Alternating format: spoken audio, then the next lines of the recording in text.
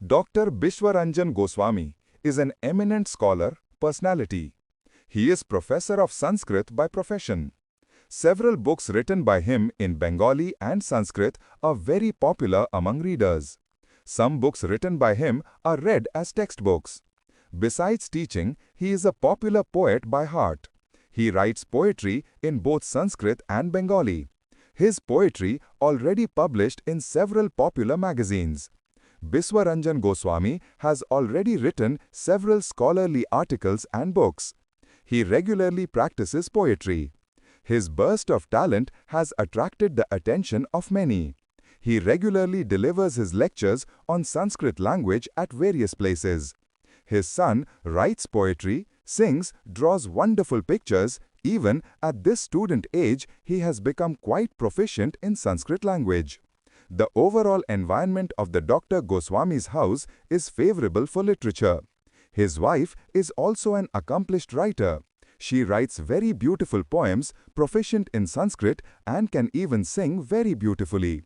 The audience will love the songs and poems performed in Sanskrit and Bengali on this program. Namaskar.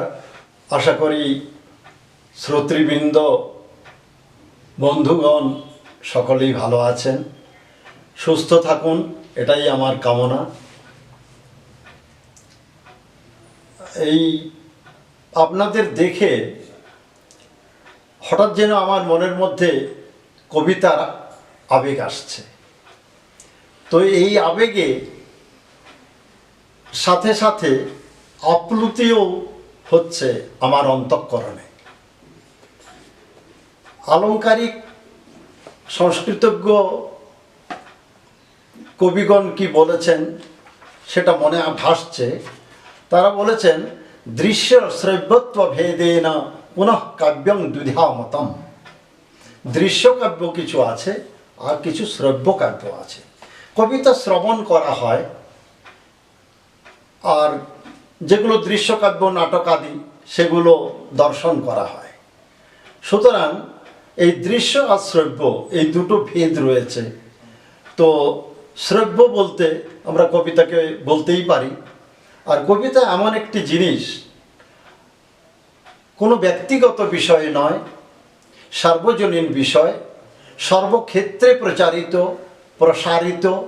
এবং এই কবিতা যদি একটু পুঙ্খানুপুঙ্খ রূপে আমরা বিবেচনা করি, তাহলে আমার মনে হয় যে প্রত্যেক জীবন দর্শন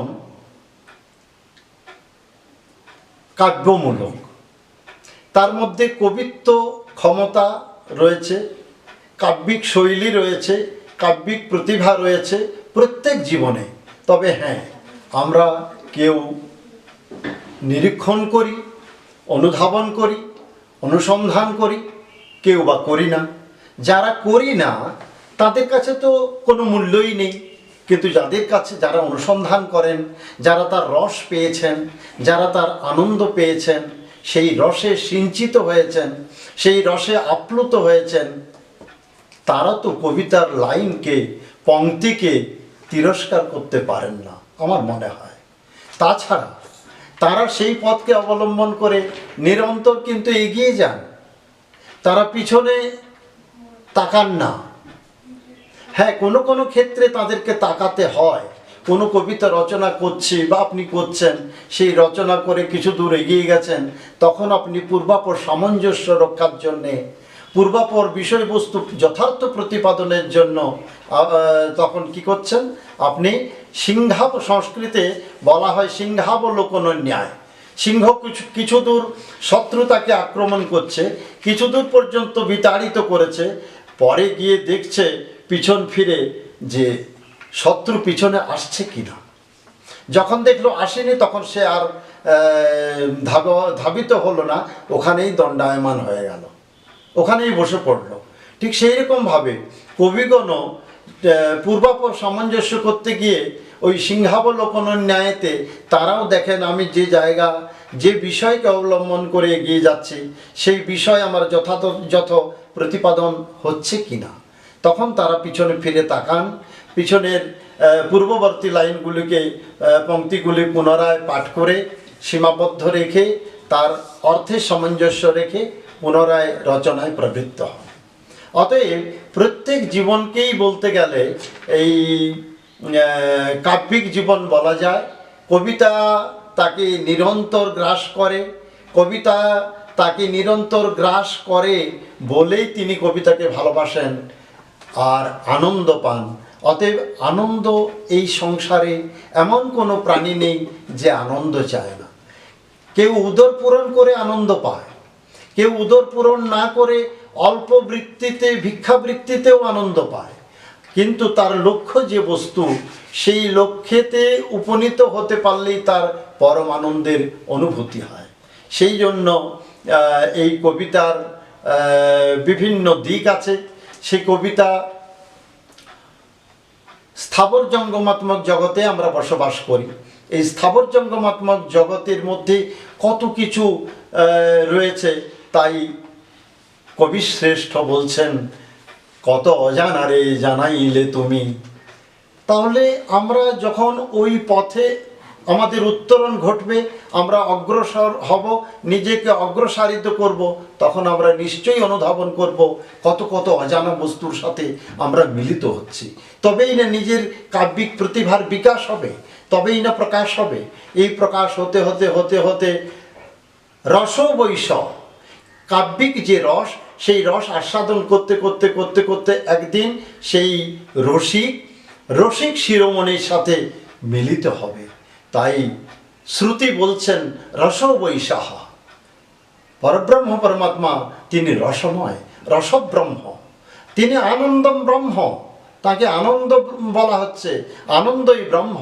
তাহলে সেই রসে যিনি সিঞ্চিত হন, রসে অবিস্নাত হন, পরিপ্লুত হন, সেই আপ্লুতির সাথে সাথে তার কি আনন্দ হয় না?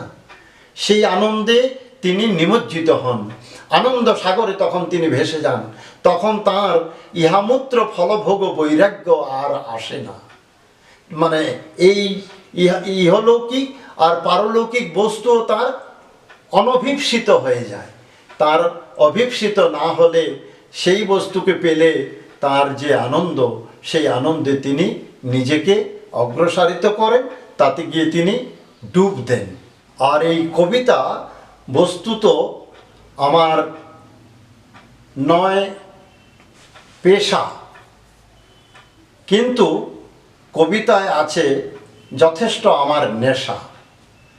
তার কারণ, যদি নেশা না থাকে, পেশা হলে পেশার বৃত্তি, পেশার রাস্তা মার্গ অন্যরকম, কিন্তু যেহেতু আমার নেশা, একজন নেশাকারী তিনি দিকবিদিক শূন্য হয়ে সেই নেশার স্থানে যেখানে ওই রস আস্বাদন করেছেন সেই জায়গায় কিন্তু তিনি ঠিক পৌঁছে যান।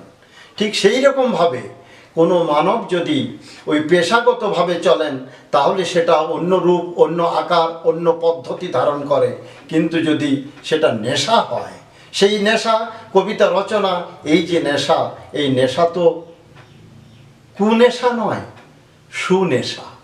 খারাপ দৃষ্টি নয়, সুদৃষ্টি। খারাপ পন্থা নয়, সুপন্থা। অতএব যদি এই পন্থায় আমরা এগিয়ে যাই তাহলেই কবিতা স্বাভাবিকভাবেই তাকে তাড়িত করে, বিতাড়িত করে না, তাড়িত করে, তাড়না দেয়, পুনশ্চ রচনায় প্রবৃত্ত করে, কিন্তু বিতাড়িত করে না। সম্প্রতি একটি নবীন সুধী তরুণের জীবন স্বেচ্ছায় বিসর্জন দিতে তার অনীহা ছিল, দেওয়ার কথা নয়, কিন্তু নদিয়া হতে আগত যাদবপুর বিশ্ববিদ্যালয়ে অধ্যয়নের তার তীব্র আকাঙ্ক্ষা, সেই আকাঙ্ক্ষা পূরণের জন্য সুখ, সম্পদ, বৈভব, মাতা পিতা সর্বস্ব পরিত্যাগ করে বিদ্যার লালসায় উন্নীত হতে, জীবনকে উন্নীত করতে চেয়েছিল যাদবপুর বিশ্ববিদ্যালয়ের মাধ্যমে। তথা এসে তার জীবন যে চিরতরে চলে যাবে, এই বিদ্যার্থী দুর্দশায় বিস্মিত করেছিল আমাকে। যেভাবে কবিতা আমাকে তাড়না দেয়, তাড়িয়ে নিয়ে যায়, কিছু প্ররোচনা দেয়, প্রবৃত্ত করায় রচনায়, সেই রচনাকে অবলম্বন করেই আমি লেখনী ধরেছি। ধরে যা লিখেছি তা সর্বজন সমক্ষে প্রকাশ করতে চলেছে।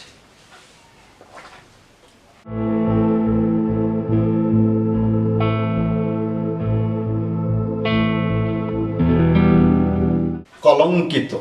একদা ধরায় বয়েছিল জ্ঞান গঙ্গার নির্মল স্রোতস্বিনী, হয়েছিল চর্চিত ভারত ভূমিভাগে, পূর্বকল্পে কল্পিত কত শত শান্তির নীড়ে তরুতলে, সুষুপ্ত লুপ্ত বিদ্যা পুত পরা, বাহিত ধমনীতে চিন্তনে মন্থনে মননে, কতকাল কেন বিলুপ্তি সে পরা পরম্পরা।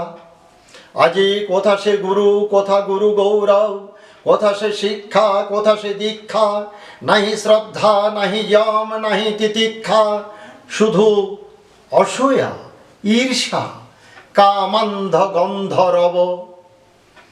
কোথা শিক্ষা, কোথা শিক্ষক, কোথা সুষ্ঠু শিক্ষা প্রাঙ্গণ, নাহি রবে যেথা চৈত্তিক ভীতি, এক তরুতলে সর্ববর্ণ মিলে বিভেদ ভুলি হবে সব মগন। কার ছলে, কার বলে এ চিত্ত চলে, ছিল মলমুক্ত এবে কিসে যুক্ত, কোন বিষপানে হলো বিষাক্ত, আজি কোন অমাবস্যায় বিদ্বেষ বীজ করি রোপণ, এ বঙ্গ কলঙ্কিত। ক্রমে ক্রমে হলো যে খ্যাতির সোপানে অঙ্কিত, নয় শুধু প্রাচ্য পাশ্চাত্য চিত্ত মথিত, গুণীর গুণে গুণবান হয় দত্ত চিত্ত, স্বভূমি ত্যাজি পরভূমে আসি, বিদ্যাতরে কাঠিন্যতরে রয়ে অবিকৃত, লক্ষ্যে স্থিরীকৃত হয়েও বিকৃত, কারো জ্ঞাতে কারো অজ্ঞাতে হয় এই গোপন নৈশ চিত্র ক্রমে বর্ধিত, চিত্রিত, প্রসিদ্ধ জনমান্ধ, ধৃতরাষ্ট্র তুল্য স্নেহান্ধে। ছি ছি, পাঠ পীঠস্থান আজি কলঙ্কিত। হে বৈশাখ, হে বৈশাখ, অগণিত জনগণ মনে আসে ভাসে অভ্যুদয় সকৃত শুধু বর্ষে, শত সকল বেদনা যায় মুছে হর্ষে, নিদাঘে তপনের প্রখর তপানলে, নির্দ্বিধায় নিঃসংকোচে ছিনিয়ে মোদের স্বজন প্রাণ, করনাথ অকিঞ্চন, সাক্ষী ও শাখায় করে কুজনের রোদন, হয় সহৃদয় লোভিয়া বিহঙ্গকুল, কিন্তু কোন স্বার্থে আনন্দে অক্ষম্য ভুল তব, তবু কহি কেন আর বৃথা দূরে রও, অকপটে খুলেছি হার্দিক দ্বার, লয়েছি যে তাম্রপত্রে তুলসী মঞ্জরি, আজি আতপ তণ্ডুল দুর্বাদল তিল পল্লব কুসুমহার, তোমার প্রকৃতি তোমাতেই রবে সতত নিত্য নীরবে, নাহি যেন হয় মম আন্তর বিকৃতি।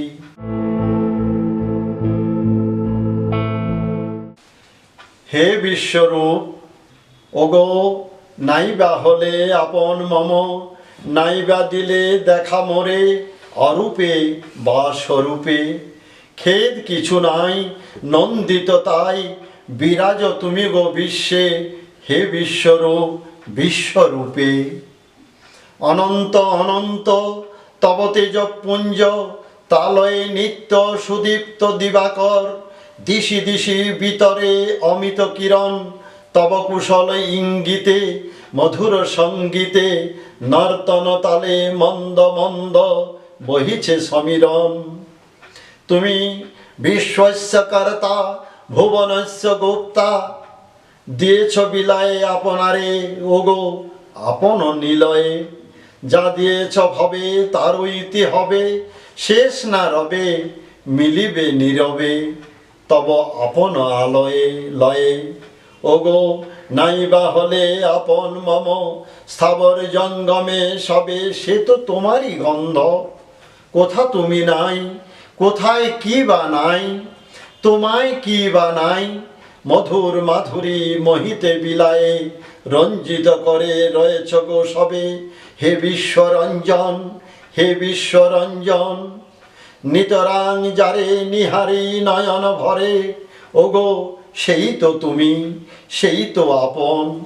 তব ভুবন ভবনে এ ভাবরসে ডুবি, যারা অনন্য মন লয়েছে তোমারই শরণ, তাদের বরণে তুমি হে বদান্য চির বিশ্ববরণ, হে বিশ্ববরণ।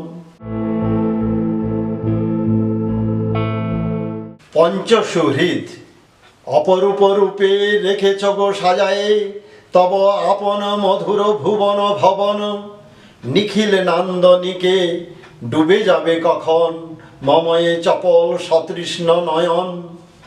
আলাপে প্রলাপে বিলাপে অপলাপে, অবিচারে ডুবে যাবে গো শ্রবণ। অবিচারী অসুরভি সুরভি, নিশিদিন নাশা নিমগ্ন নিলয়ে। অসুখের সুখ হয় আপাতরম্য, তবু সবান্ধব দেয় গো বিলায়ে। রস বিনা পৃথিবীতে কিছুই যে বোঝে না, সে তো আর কেউ নয় সে রসের রসনা। রস ছাড়ি রসে ডুবে গেল সে যেদিন, শনৈ শনৈ গেল রসের উপাসনা। যে ত্বক চায় না ক্ষণিক সুহৃদ ছাড়িয়া যেতে, সে সুহৃদ আর কি রবে, যতই থাকুক শ্মশান কাষ্ঠে আসন পেতে। একে একে সকল সুহৃদ কে কারে বাঁচায়, সময়ে সব চলে যায়, কে কারে কবে কোথায় বাঁচায়। ভারতম ভারতম, ভারতম ভারতম, ভারতম ভারতম, দেশোऽয়মস্মাকং। ভারতম ভারতম, ভারতম ভারতম, দেশোऽয়মস্মাকং। ভারতম ভারতম, কো বরমো রাজমণি কো বা সীতা সমানারে, বিহায় ভারতম, বিহায় ভারতম। কো বরমো রাজমণি কো বা সীতা সমানারে, বিহায় ভারতম, ভারতম ভারতম। ভারতৈব ত্যাগমূর্তি কো বা পাদুকা পূজনম, ন লভতে পৃথ্যাং ক্বচিৎ বিহায় বৈ ভারতম। ভারতম ভারতম, ভারতম ভারতম, না লক্ষ্যতে ক্বচিৎ তথা লক্ষ্যতে রাঘবে যথা। না লক্ষ্যতে ক্বচিৎ তথা লক্ষ্যতে রাঘবে যথা। ভ্রাতৃপ্রেম হি পৃথিব্যাং বিহায় বৈ ভারতম। ভারতম ভারতম, ভারতম ভারতম। কবীন্দ্রেণ রবীন্দ্রেণ, কবীন্দ্রেণ রবীন্দ্রেণ সত্যমেব নিগদিतं। क्व गृहस्थ परंपरा विहाय वै रामायणम्। कवीन्द्रेण रवीन्द्रेण सत्यमेव निगदितं। क्व गृहस्थ परंपरा विहाय वै रामायणम्। पितृदेश पालने क्व प्रजानां पालने वा कः। जगति हि सुदुर्लभं विहाय वै भारतं।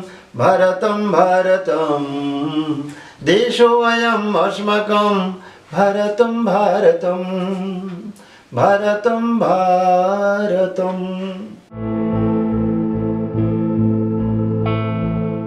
অনন্ত অনন্ত, তুমি ছিলে অনন্ত, আছো অনন্ত, তুমিই তো থাকবে চির অনন্ত অনন্ত। তুমি যে অগম বলে তা আগম, তুমি সুদূরগম ভণে নিখিল নিগম। কখনো নিরাকার তুমি কখনো সাকার, উভয় মিলনে তব কভু একাকার। অরূপে বিরাজ হে বিশ্বপা স্বরূপে তুমি বা কভু, নিত্য তুমি, সত্য তুমি, তুমি পরম বিভু। সকল মূলের মূলি তুমি, জগৎ তারণে কারণ, তাই তো হয়ে আধার গো কর ধরা ধারণ। নও গো তুমি কেবল আধার, আধার হয়েও হও আধেয়। সূত্র রূপে করুণা করে কৃষ্ণার হলে পরিধেয়। ধন্য ধন্য হে অনন্ত, ধন্য অনন্ত্য তব। অণু হয়ে বিভুর মহিমা, স্বাননে কেমনে কব। ওরে ও বাঁশি, তুই বাজিস কেমন করে বৃন্দাবনে বনে বনে, তোরে বাজায় কে কেমন করে। ওরে ও বাঁশি, তুই বাজিস কেমন করে। বলি তোরে করজোরে, জনম কোথায় কোন বাকুলে, তোর রন্ধ্রে রন্ধ্রে উৎকারে পূজার পয় কালেন্দে ফুলে। ধন্য ধন্য ধন্য বাঁশি, ধন্য রে তোর অন্যয়, সকলের ত্যাজি তোরে তুলে নয়। হায় বিধির একই সমন্বয়, তোর কি বা বিশেষ আছে, কি বা ছিল, কেন রে তোর কলিত ললিত করে। সেই তো এক ভুবনে সত্য, তবু অসত্য কেন করে করে। ওরে জ্ঞানী গুণী ধ্যানে ধ্যেয়, সর্ববেদান্ত সেই তো পারো, যার পাদস্পর্শে নিত্য নত যমুনা নীরে কালিয়া পুরো। তাই বলো না মোরে, বলো না, বলো মোর সখা ও বাসি, আমি কোথায় গেলে কেমন মনে লোভিব ব্রজের কালো শশী। কে সে? কবিতা, লেখক ডক্টর বিশ্বরঞ্জন ঘোষাল। কে সে এলো ঘুচায় দিল চরাচরের সকল অন্ধকার, কোন প্রদীপের দীপ্ত শিখায় আধার গেল ধরণী হল সাকার। কেমনে কোথা কবে বিরাজে কখন, কোন দীপকের সে ছড়ায় দ্যুতি, দ্যুতির দোদনে দ্যুতিত নিখিল ভুবনে। দ্যুতি দিয়ে দ্যুতিমান চায় যে ইতিউতি, দ্যুতি দিয়ে দ্যুতিমান চায় যে ইতিউতি। তারে ভূমি কে কখন কোথায়, কোন প্রকাশে প্রকাশে, নিত্য প্রকাশিতে কে গো সত্য, থাক না যতই আপন সকাশে। বিশ্ব প্রকাশী বিশ্বে সদা যে বিশ্বকৃত, সে বিশ্বরূপ নিত্য, নিত্য অনিত্যে রয়, নিত্য অনিত্যে কেমনে সম্ভবে। এ প্রশ্নে ব্রহ্মা সত্য জগন মিথ্যা, বেদান্ত এই তো করে। আমি উপমন্যু গোস্বামী, নমস্কার। কোকিলের গান।